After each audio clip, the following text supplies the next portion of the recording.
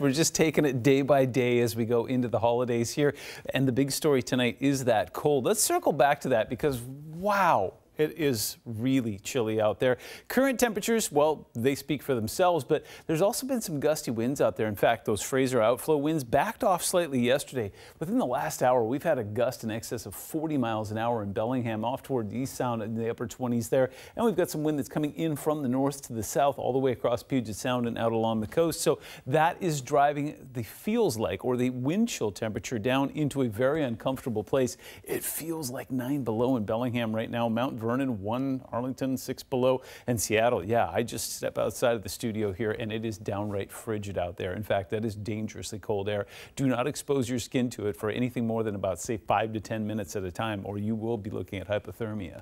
Take a look at the big picture in the GUSTS 17 satellite. We've got that cold air mass that's been parked over British Columbia, and now we're about to match it up with another round of moisture, and you know exactly what that means. We're going to be seeing more of that weird peach fuchsia color. You can see that in the weather setup here. As the system moves on shore here, that moist air will hit up with that cold. Now, in the first round, the cold will win. That's what that weird peach color is all about. We're going to see a rain-snow mix and possibly some freezing rain, but this is relatively warmer air, in fact, that will take temperatures up this weekend. We're not going to stay in the deep freeze through Christmas, but it's going to be a wet one. In fact, this one, Saturday, right around 9 p.m., this one's wrapping up, makes its way on shore, and then another one moves in behind it that's going to keep us very wet both Saturday and on Sunday. I'll walk you through it. Let's take a look here. We go into the future. Things fairly quiet overnight tonight. In fact, throughout most of the day tomorrow, if you want to get out and get some stuff done, there's still a lot of frozen sidewalks and roads out there, but not expecting any precipitation until right about the dinner hour. Then that weird peach color starts to make its way in.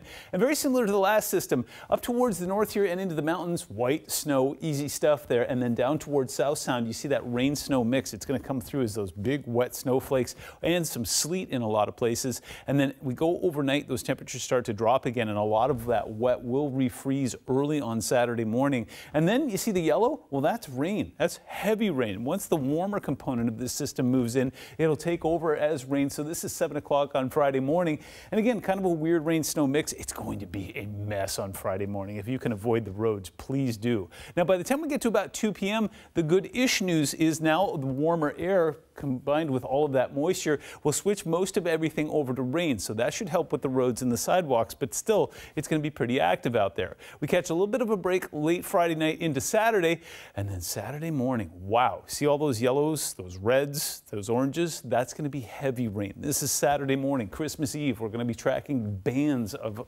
periodically heavy rain that will be across the region throughout the morning and into the afternoon and evening as well. So it stands to reason, as we see this warmer air mass and all that moisture move in, that we're going to see those snow levels bounce way up. In fact, we're going to see some rain on snow. It's going to be another cold one tomorrow, but then as we go into the weekend, again, kind of some good news and not so good news. The good news is the temperatures will warm up in time for Santa to make his way here on Sunday, but it's going to be a fairly wet weekend, and it looks like it stays that way into next week.